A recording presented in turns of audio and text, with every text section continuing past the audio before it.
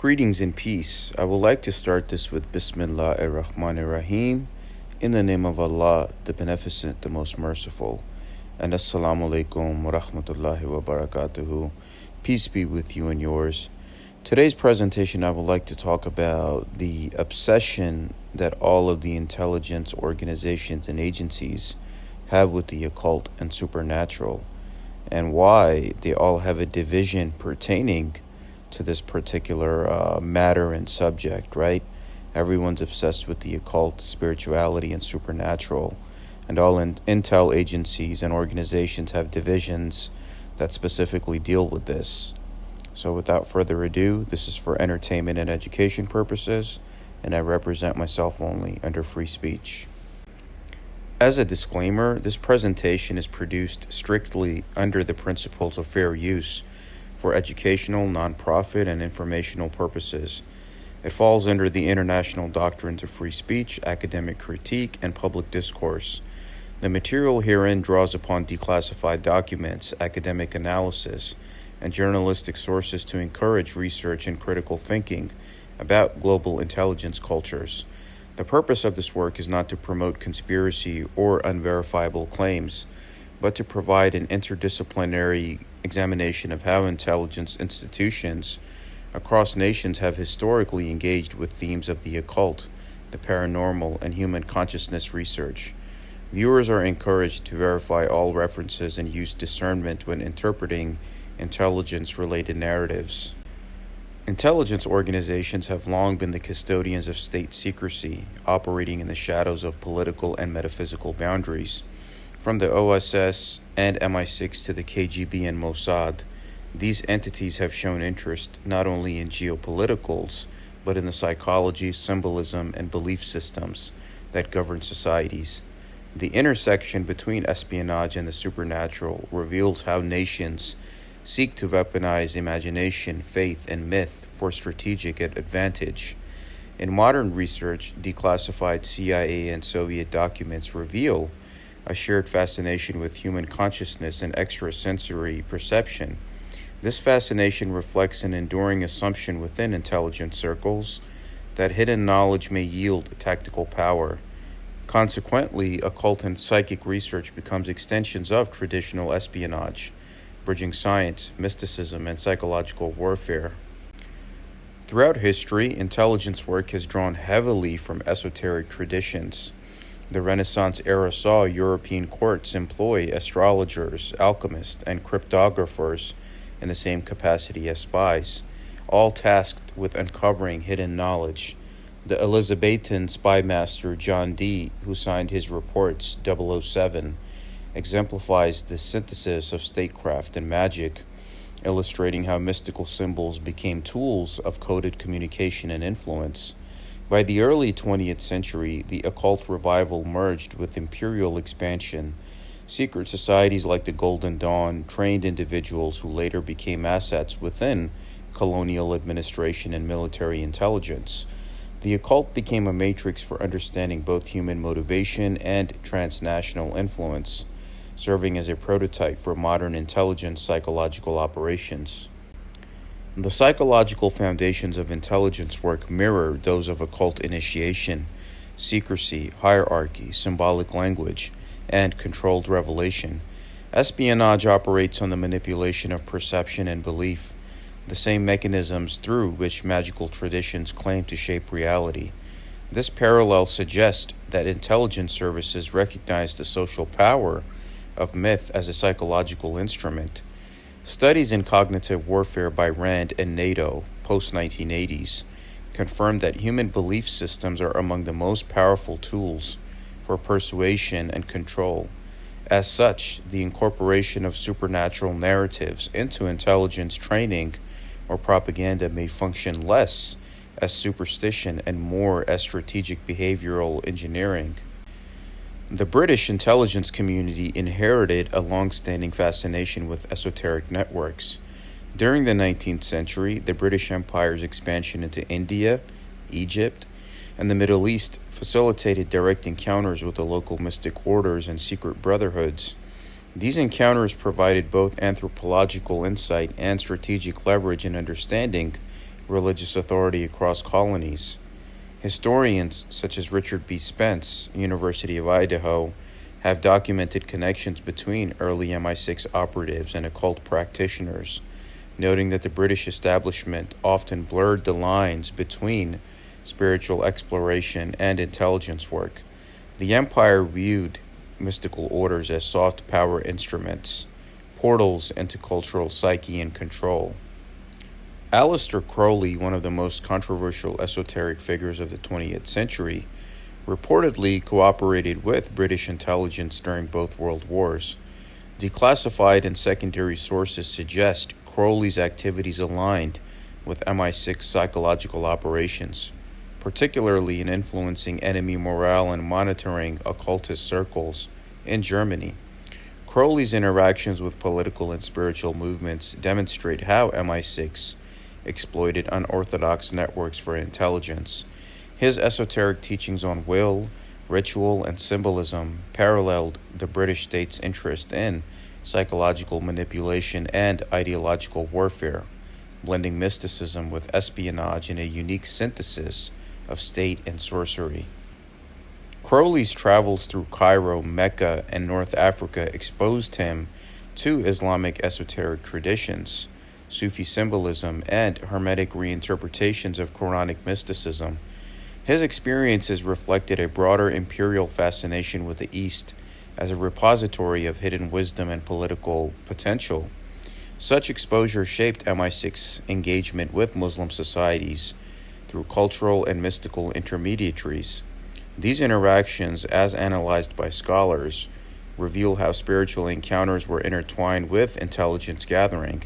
Sufi orders, with their transnational connections and discrete communication systems, represented ideal models for intelligence organization, structured, secretive, and spiritually disciplined. Of course, yours truly has written a book which is titled The Islamic Sufi Influence on Aleister Crowley and Thelema, and you'll see how Thelema and the OTO system and Crowley in general incorporated much of Islam into their teaching system. And now my book, it provides a detailed academic examination of Crowley's engagement with Islamic mysticism. And you can find this on Amazon in Kindle, hardcover, paperback. I contextualize Crowley within the ideological and colonial framework of British intelligence, suggesting that Crowley's exposure to Sufism paralleled MI6's psychological mapping of Muslim spirituality. My analysis implies that Western intelligence understood religion not merely as faith, but as an infrastructure, right? Even like Lawrence of Arabia, what he was doing. A system of coded symbols, loyalties, and initiation pathways that could be studied, infiltrated, or mirrored.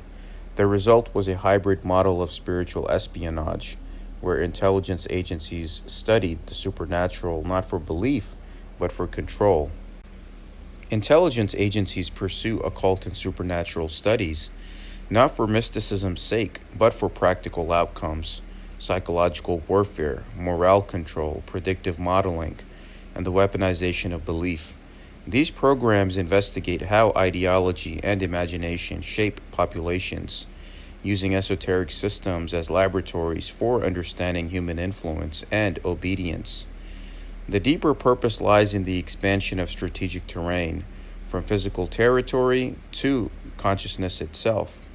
Through studying the paranormal, intelligence institutions seek insights into non-material power, intuition, symbolism, and perception. Such research aligns with long-term efforts to control narratives, forecast social behavior, and manipulate emotional resonance within societies.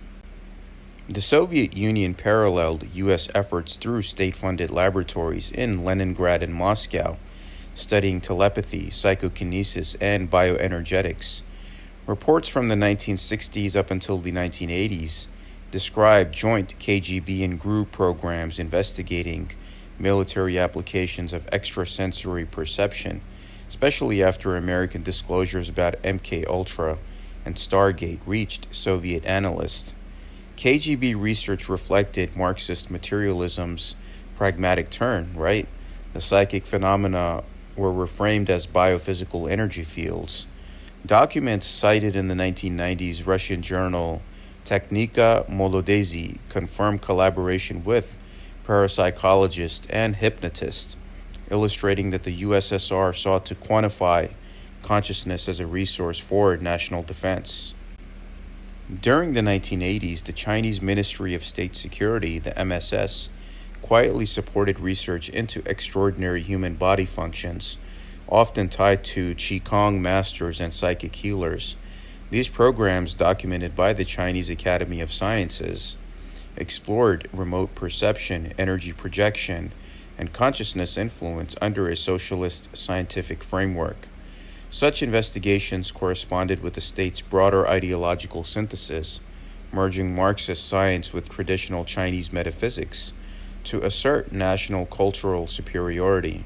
Intelligence agencies observing foreign parallels saw in these programs a symbolic assertion that China's ancient wisdom could rival Western technology in the invisible domains of power.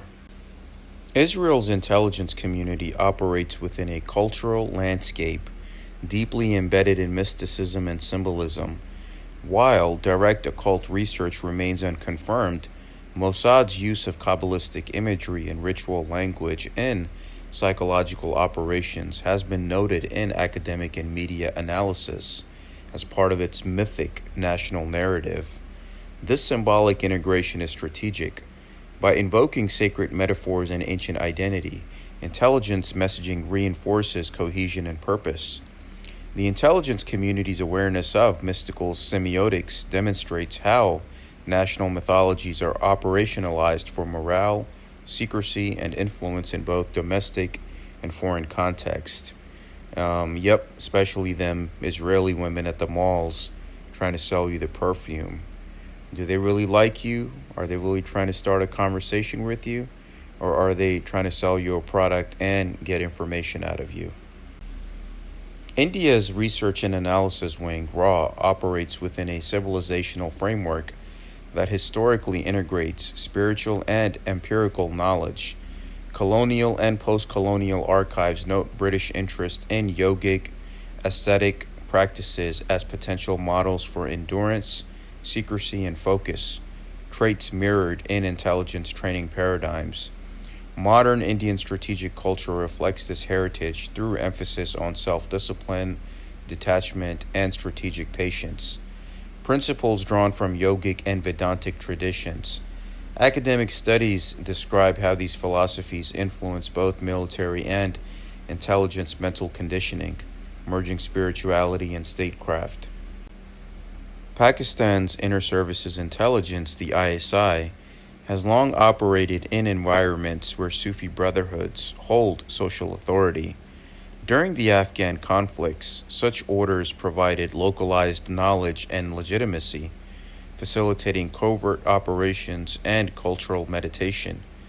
Analysts suggest that ISI informally integrated Sufi networks for psychological and intelligence leverage. Sufi systems emphasize loyalty, secrecy, and initiation, features the analogous to intelligence structures. Their transnational nature across Central and South Asia made them valuable conduits for both ideological messaging and human intelligence. Thus, spirituality served as infrastructure for espionage under the guise of faith-based community ties. Post-war France witnessed a renaissance in esoteric and parapsychological inquiry, overlapping with the founding of the DGSE, their intelligence service.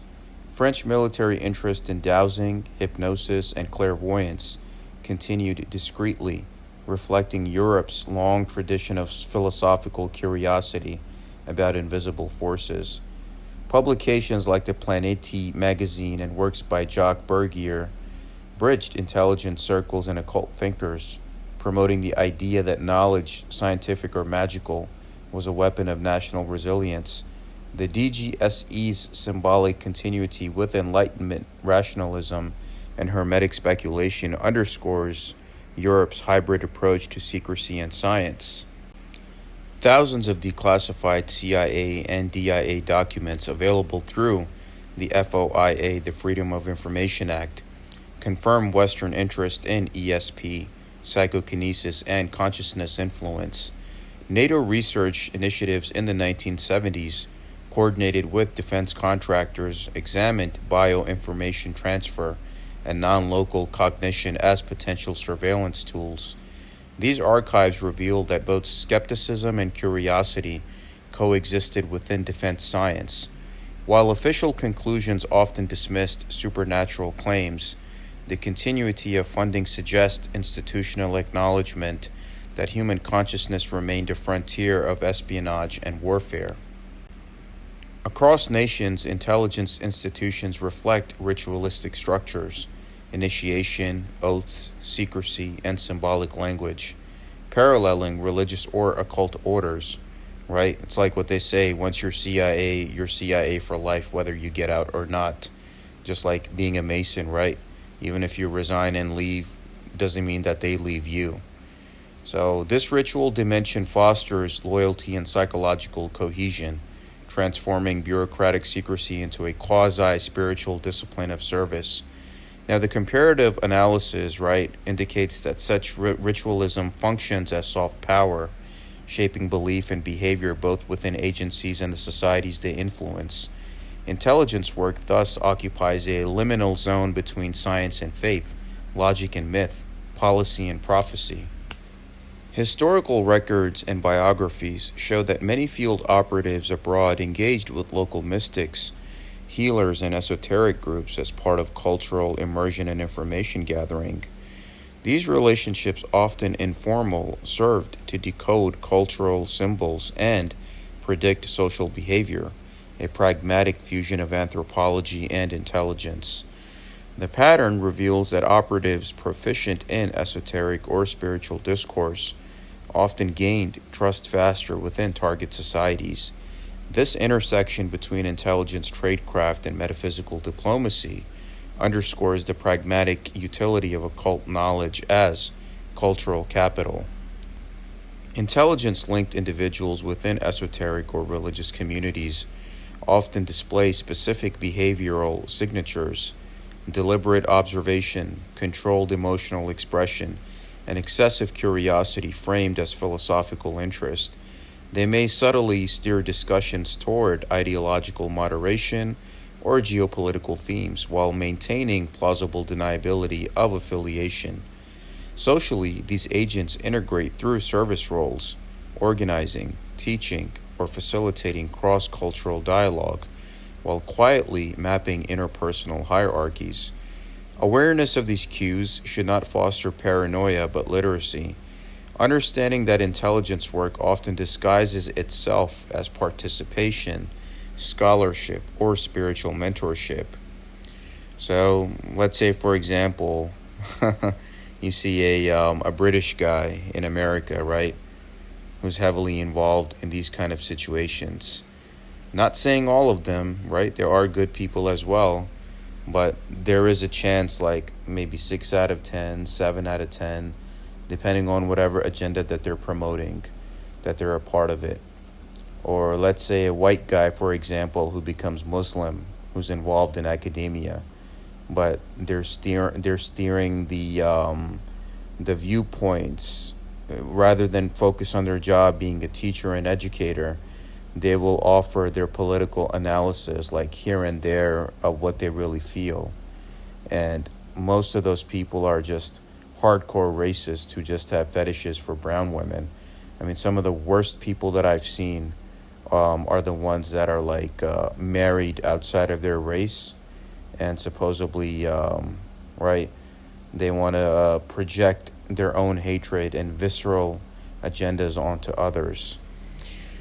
But yeah, besides all that, you just gotta pay attention to all of the small details here and there, like in terms of what they're talking about, whatever agendas that they're promoting, and things like that, right? So once you see like a red flag, like, okay, this person, supposedly he or she is a Muslim, but they never once talked about Islam. They're just promoting a specific agenda. Or you might have someone, let's say, that approaches Islam, right? They might be making the Facebook post pertaining to Muhammad and Islam and yada yada. But then you find out that they're part of another system that they're loyal to, right? They got another system that they're a part of. So this is all just like intelligence and information gathering. So yep, yeah, I see these people from a mile away. I'm sure they see me from a mile away. And I'm sure people who are watching this video now will be able to see them from a mile away. From a psychological standpoint, intelligence involvement with the supernatural serves multiple purposes: mythic narrative control, deterrence through mystique, and morale maintenance. Fear of unseen forces, whether technological or spiritual, creates a strategic ambiguity that benefits intelligence operations. This mythic manipulation aligns with the theories of Carl Jung and Michael Foucault, who observed that the power often operates through symbolic and unseen mechanisms. By cultivating belief in the supernatural, agencies amplify their aura of like being omnipresent, right? Reinforcing obedience, awe, and deterrence among adversaries and citizens alike. Strategically, the study of occult and paranormal phenomena represents an extension of psychological warfare into metaphysical domains. By exploring extrasensory or symbolic mechanisms of influence, intelligence services expand the theater of control beyond the physical battlefield onto the collective unconscious. This approach redefines national security as a contest over perception and meaning. In this sense, supernatural research is not irrational, it is hyper-rational, a systematic attempt to weaponize mystery itself. The unseen becomes an arena of strategic competition, where belief functions as both shield and sword. Now, this study demonstrates that intelligence organizations, far from being purely bureaucratic, operate at the intersection of secrecy, psychology, and metaphysics.